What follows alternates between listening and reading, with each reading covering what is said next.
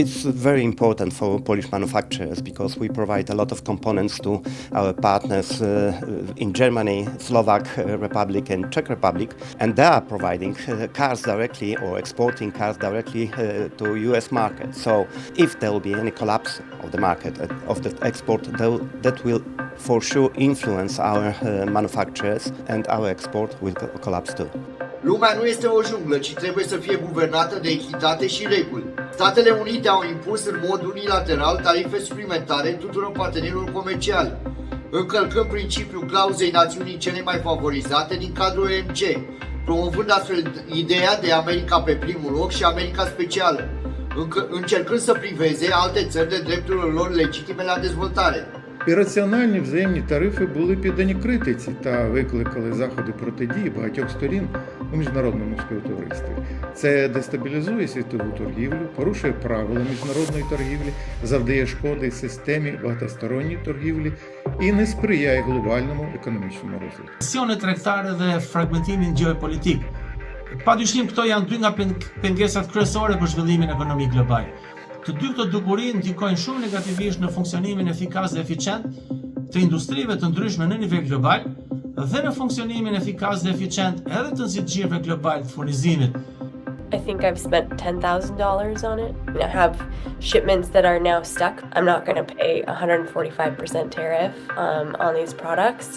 So I basically have said to them, like, let's pause on major production. We're nervous and worried that these businesses that we have spent many years, time, effort, could be at risk of, not existing anymore.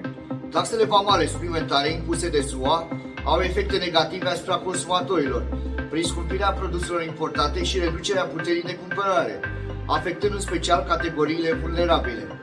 Totodată, ele cresc costurile de producție pentru industriile dependente de importuri, diminuând competitivitatea externă a firmelor americane.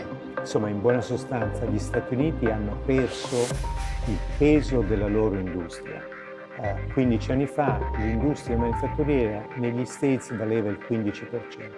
Oggi è al 10%, Trump vuole cercare di riportare l'industria su valori alti. Però molte economie avanzate ormai sono soltanto di servizi e sempre meno di industria manifatturiera. Quindi è un equilibrio molto complicato da raggiungere. Number one, it's obviously going to raise prices and contribute mightily to inflation. Number two, it's going to ultimately result in net job loss because American producers will be having to pay more for the inputs for their final products. That means that they'll have to raise their prices on the products. That means fewer people will buy the products, and that means that the factories will have to lay people off. And of course, it's leading to the weakening of the dollar and, according to many economists, a much greater likelihood of a recession. Zgjidhja qëndron te bashkëpunimi ndërkombëtar vetëm përmes dialogut, shkëmbimeve dhe respektimit të ndërsjellët, sepse vetëm mbi këto tre parime mund të ndërtohen marrëdhënie të qëndrueshme që sjellin përfitime reciproke për vendet, kompanitë dhe qytetarët anë mbar botës.